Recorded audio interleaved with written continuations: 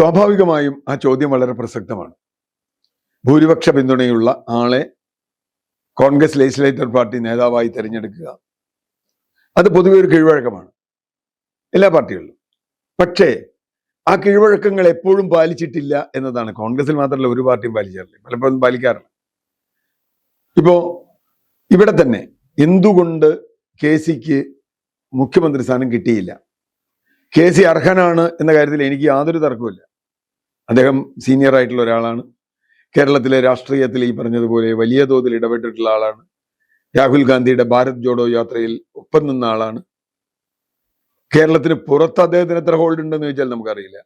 അദ്ദേഹം ആലപ്പുഴ നിന്ന് MLA ആയി ജയിച്ചിട്ടുണ്ട്, MP ആയി ജയിച്ചിട്ടുണ്ട്, കേരളത്തിൽ ദേവസ്വം മന്ത്രിയായിരുന്നിട്ടുണ്ട്. നല്ല അറിവുള്ള ആളാണ്, വളരെ പ്രസന്റബിൾ ആയ ഒരാളാണ്, ഒരു സംശയമില്ല. അദ്ദേഹത്തിനെതിരെ ഇപ്പോൾ നടക്കുന്ന ക്യാമ്പയിന് ഞാൻ അംഗീകരിക്കുന്നില്ല. ഒരു കാരണവശാലും കെ സിയെ പോലെ ഒരാളെ ഇത്തരത്തിൽ വികലമായി ചിത്രീകരിക്കുന്നത് ശരിയല്ല. അദ്ദേഹം ഓടിറങ്ങി വന്നു എന്നൊന്നും പറയാൻ പറ്റില്ല. അദ്ദേഹത്തിന് ഉള്ള ഒരു ചെറിയ പ്രശ്നം പറ്റിയത്, അദ്ദേഹത്തിന് അതിൽ താല്പര്യമുണ്ടായിരുന്നുവെങ്കിൽ നിയമസഭാ തെരഞ്ഞെടുപ്പിൽ മത്സരിക്കണമായിരുന്നു. അവിടെയാണ് ഒരു പ്രശ്നം. നിയമസഭാ തെരഞ്ഞെടുപ്പിൽ അദ്ദേഹം മത്സരിച്ചിരുന്നുവെങ്കിൽ ചില പ്രശ്നങ്ങളുണ്ട്. ഇപ്പോ സുധാകരനടക്കം MK രാഘവനടക്കം പലർക്കും മത്സരിക്കണമെന്നുണ്ടായിരുന്നു MP മാർക്ക്. പക്ഷെ MP മാർ മത്സരിക്കേണ്ടതില്ല എന്നൊരു ഹൈക്കമാൻഡ് തീരുമാനിക്കുകയും ആ തീരുമാനം ആ ഹൈക്കമാൻഡിന്റെ ഭാഗമായ KC തന്നെ പലവട്ടം ഇന്റർവ്യൂകളിൽ പറയുകയും ഞാനിവിടെ എന്റെ ലിസ്റ്റിൽപ്പെട്ട ആൾ, ഞാൻ ഇതിന്റെ ലിസ്റ്റിലില്ല എന്ന് പല അഭിമുഖങ്ങളിലും KC പറയുകയും ചെയ്തു എന്നതാണ് പ്രശ്നം. രണ്ടാമത്തെ കാര്യം, MLA മാരുടെ പിന്തുണ കൂടുതൽ KCക്കാണ് എന്നുള്ളത് ശരിയായ കാര്യമാണെങ്കിലും MLA മാരെ സ്ഥാനാർത്ഥികളെ നിശ്ചയിച്ചത് എത്രത്തോളം ശാസ്ത്രീയമായിട്ടാണ് എന്ന ചോദ്യമില്ലേ? നമ്മൾ കണ്ടതല്ലേ സ്ഥാനാർത്ഥി നിർണയവുമായി ബന്ധപ്പെട്ട് ഡൽഹിയിൽ നടന്ന കോലാഹലങ്ങൾ. ഇപ്പൊ മുഖ്യമന്ത്രി ചർച്ചയുമായി ബന്ധപ്പെട്ട് നടന്നതിനേക്കാൾ കൂടുതൽ നടന്നു എന്ന് ഞാൻ വിചാരിക്കുന്നു. ഇത് ദിവസം കൂടുതൽ നീണ്ടു എന്നുള്ളൂ. എന്തൊരു വാർത്തകളായിരുന്നു ഇവിടെ. ഇതാ K സുധാകരൻ പുറത്തു വന്ന് വേറെ പാർട്ടി ഉണ്ടാക്കാൻ പോകുന്നു, 15 സീറ്റിൽ മത്സരിക്കാൻ പോകുന്നു, സ്വതന്ത്രനായി മത്സരിക്കാൻ പോകുന്നു, ഇങ്ങനെ കുറേ വാർത്തകൾ. അന്ന് എങ്ങനെയാണ് അന്തിമമായി കോൺഗ്രസിന്റെ സ്ഥാനാർത്ഥി പട്ടിക ഉണ്ടായത്? ഹൈക്കമാൻഡ് ഇടപെട്ടിട്ടാണ് പല സീറ്റുകളിലും. 3-4 അപ്ലിക്കൻസ് ഉണ്ടാവും. ഒരു സീറ്റിൽ മത്സരിക്കാൻ 4 പേര് തയ്യാറുണ്ടാവും. ഈ 4 പേരിൽ ആരെ വേണം, അത് പ്യുവർ മെറിറ്റ് വേണം എന്നൊക്കെ തുടക്കത്തിൽ പറയുമെങ്കിലും അവസാനം പ്യുവർ മെറിറ്റിലേക്കൊന്നും അല്ല പോയത്. പിന്നെ പോയത് സത്യത്തിൽ ഗ്രൂപ്പ് സമവാക്യങ്ങളിലേക്കാണ്. സ്ഥാനാർത്ഥി നിർണയം നടക്കുന്ന കാലത്ത് തന്നെ ഇവിടെ ഒരു വാർത്തയുണ്ടായിരുന്നു, പത്രങ്ങളൊക്കെ കൊടുത്തിരുന്നു, മാധ്യമങ്ങളിൽ വന്ന വാർത്ത. സ്ഥാനാർത്ഥികളിൽ ബഹുഭൂരിപക്ഷവും KC പക്ഷക്കാരാണ്. ശരിയായിരിക്കും, അദ്ദേഹത്തിന് അവിടെ സ്ഥാനമുള്ളതുകൊണ്ട് അദ്ദേഹം കൊടുത്താവും, അദ്ദേഹം പണം എത്തിച്ചിട്ടുണ്ടാവും, പ്രചരണത്തിനും നന്നായിട്ട് വന്നിട്ടുണ്ട്, അതിനൊന്നും തെറ്റില്ല. ദേശീയ നേതാക്കൾ ഇവിടെ വരണമല്ലോ. പക്ഷേ താൻ തന്നെ ആളുകളെ നിയോഗിച്ച് താൻ സെലക്ട് ചെയ്ത MLA മാർ അല്ലെങ്കിൽ സ്ഥാനാർത്ഥികൾ, ആ സ്ഥാനാർത്ഥികൾ ജയിച്ചു വന്നപ്പോൾ ഉടനെ തന്നെ KCക്ക് അവരുടെ പിന്തുണയുണ്ട് എന്ന് പറയുന്നതിൽ ഒരു ചെറിയ അസാംഗത്യമുണ്ട്. മൂന്നാമത്തെ വിഷയം, ഈ തെരഞ്ഞെടുപ്പിന്റെ വളരെ തുടക്കം മുതൽ തന്നെ പ്രചരണ കാലത്ത് തന്നെ എന്നെ പോലുള്ളവർ പറഞ്ഞിരുന്ന ഒരു കാര്യമുണ്ട്.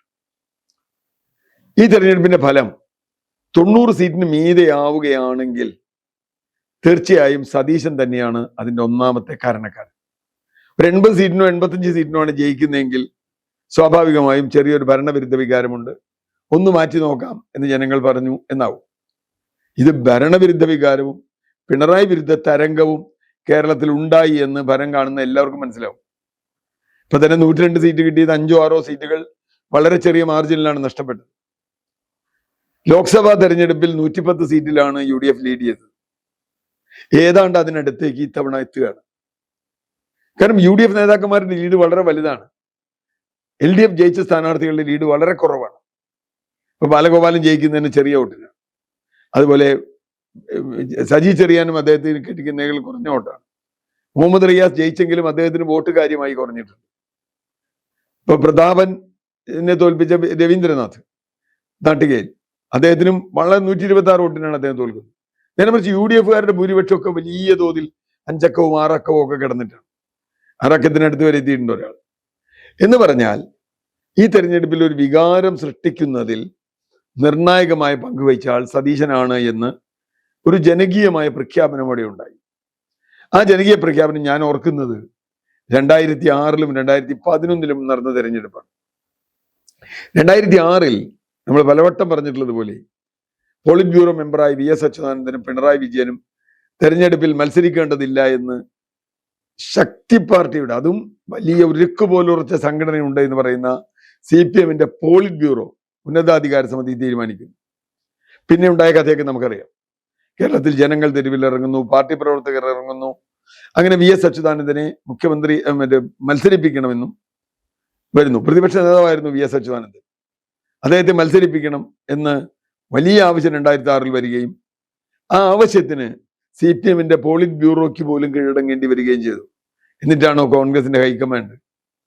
അപ്പൊ തീർച്ചയായും വലിയ തോതിൽ ഒരു വികാരം സതീശൻ അനുകൂലമായി ഉണ്ട് എന്ന്, അതൊരു പക്ഷേ പ്രതിപക്ഷ നേതാവ് എന്ന നിലയ്ക്ക് അദ്ദേഹം വർക്ക് ചെയ്തുകൊണ്ട് കിട്ടിയതാവാം എന്ന് വ്യാപകമായി ചർച്ച ചെയ്യപ്പെട്ടു.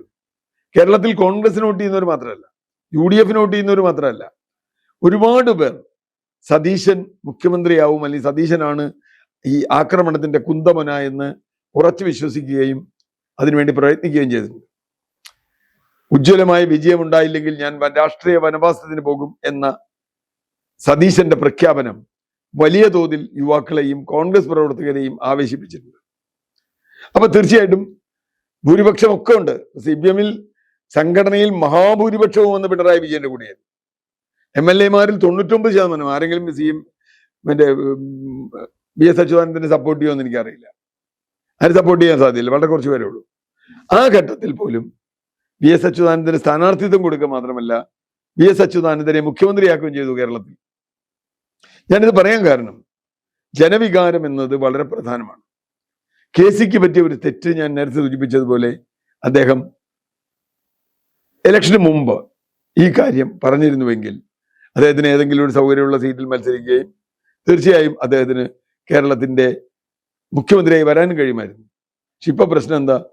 ഇപ്പൊ സതീശന് മുമ്പിൽ KC പിന്നെ പുറകോട്ട് പോകേണ്ടി വന്ന പ്രധാന കാരണം 2 ഉപതെരഞ്ഞെടുപ്പുകൾ കേരളത്തിൽ വേണ്ടി വരുന്നത്. 2 ഉപതെരഞ്ഞെടുപ്പുകൾ, ഒന്ന് KC-ക്ക് ജയിക്കാൻ ഒരു സീറ്റ് വേണ്ടി വരും, മറ്റൊന്ന് KC കൈയൊഴിയുന്ന ആലപ്പുഴ സീറ്റിലേക്ക് മത്സരിക്കാൻ ആൾ വേണ്ടി വരും. ഈ സീറ്റുകൾ KC ഒരുപക്ഷെ കക്ഷി ജയിച്ചേക്കാം, ഉറപ്പുള്ള സീറ്റിൽ പോയെന്നാൽ. പക്ഷേ ആലപ്പുഴ സീറ്റ് കൈവിട്ടു പോകാനുള്ള സാധ്യതയുണ്ട് ഇന്നത്തെ അവസ്ഥയിൽ. കാരണം CPM തകർന്നടിഞ്ഞിരിക്കുക. ആ നേരത്ത് BJP ആ വോട്ടുകളിലേക്ക് കടന്നു കയറുകയും അങ്ങനെ ശോഭാ സുരേന്ദ്രനെ പോലെ ഒരാൾ ഇവിടെ മത്സരിച്ചാൽ അവർ വിജയിക്കുകയും ചെയ്യാം. അതിനിടയ്ക്ക് അവരെ കേന്ദ്രമന്ത്രിയാക്കാൻ പോകുന്നു എന്നുവരെയുള്ള വാർത്തയുണ്ട്. എന്ന് പറഞ്ഞാൽ KC-ക്ക് പിഴച്ചത് അവിടെ തന്നെയാണ്. ഇതൊരു ക്രിട്ടിക്കലായ ഒരു ജംഗ്ഷനാണ്, ഒരു അവസ്ഥയാണ്. ഈ അവസ്ഥയിൽ 2 ഉപതെരഞ്ഞെടുപ്പുകളെ നേരിടാൻ എത്ര ശക്തമാണെന്ന് പറഞ്ഞാലും കോൺഗ്രസിന് ബുദ്ധിമുട്ടുണ്ടാവും. അതും അനാവശ്യമായി ഉണ്ടാവുന്ന, ഒരാൾ മരിച്ചിട്ടല്ല, ഒരാളുടെ വിഗ്സ് ആൻഡ് ഫാൻസീസിന് വേണ്ടി നിങ്ങൾ ഒരു സീറ്റ് ഒഴിഞ്ഞു കൊടുക്കുന്നു, അവിടെ മത്സരിക്കുന്നു, അയാൾ മത്സരിച്ച് ലോക്സഭാ സീറ്റ് വേറൊരാൾ വരുന്നു, ആളുകൾ നെഗറ്റീവായി വോട്ട് ചെയ്യും, ഒരു സംശയവും വേണ്ട. അങ്ങനെ വോട്ട് ചെയ്യുമെന്ന ഭീതി ഹൈക്കമാൻഡിനുണ്ട്. അവിടെയാണ് KC-ക്ക് പിഴച്ചത്. KC തന്ത്രപരമായി ഇനി നിൽക്കും. ഇനി KC എന്ത് ചെയ്യുമെന്ന് ചോദിച്ചാൽ, എന്ത് ചെയ്യുമെന്ന ചോദ്യത്തിന് എന്തും ചെയ്യാം എന്നുള്ളതൊരു ഉത്തരമുണ്ട്. ഏറ്റവും പ്രധാനം മന്ത്രിസഭാ രൂപീകരണമാണ്. അവിടെ KC തൻ്റെ ആളുകൾക്ക് കൃത്യമായി മേധാവിത്വം വേണം എന്ന് പറയാൻ സാധ്യതയുണ്ട്. ഒരുപക്ഷെ ചെന്നിത്തലയും എൻ്റെ കൂടെ കൂടാൻ വഴി.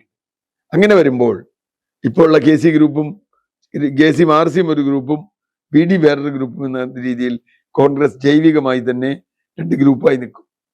അതിൽ ആർക്കാണ് മേൽക്കൈ എന്നുള്ളതനുസരിച്ച് MLA-മാരുടെ എണ്ണത്തിനേക്കാൾ കൂടുതൽ ഘടകകക്ഷി MLA-മാരെടുത്താൽ സതീശന് കൂടുതലുണ്ടെന്നാണ് പറയുന്നത്. എന്തായാലും എനിക്കറിയില്ല, ഞാൻ ആ തർക്കത്തിനില്ല.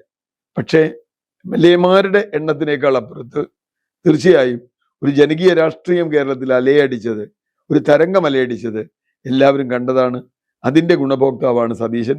KC-ക്ക് വേണമെങ്കിൽ മന്ത്രിസ്ഥാനത്തിൽ ഇടപെടൽ നടത്താം, 1-2 മന്ത്രിമാരെ ആക്കാം, അല്ലെങ്കിൽ കുറച്ച് മന്ത്രിമാരെ അദ്ദേഹത്തിനാക്കാം, ഒക്കെ ഉണ്ടാവാം. പക്ഷേ ആ മന്ത്രിസഭയുടെ ബാലൻസ് എന്തായിരിക്കുമെന്ന് വളരെ ശ്രദ്ധിക്കണം. കാരണം കോൺഗ്രസിലെ ഈ മുഴുവൻ കാര്യങ്ങളും നോക്കി വരുമ്പോൾ, എല്ലാ സമവാക്യങ്ങളും നോക്കി വരുമ്പോൾ മന്ത്രിയാക്കാൻ KC-യുടെ ആളുകൾക്ക് എത്ര, PD-യുടെ ആളുകൾക്ക് എത്ര, RC-യുടെ ആളുകൾക്ക് എത്ര എന്ന വീതം വയ്പ് വന്നാൽ മന്ത്രിസഭയുടെ ശോഭ കെടും എന്ന കാര്യത്തിൽ തർക്കമില്ല.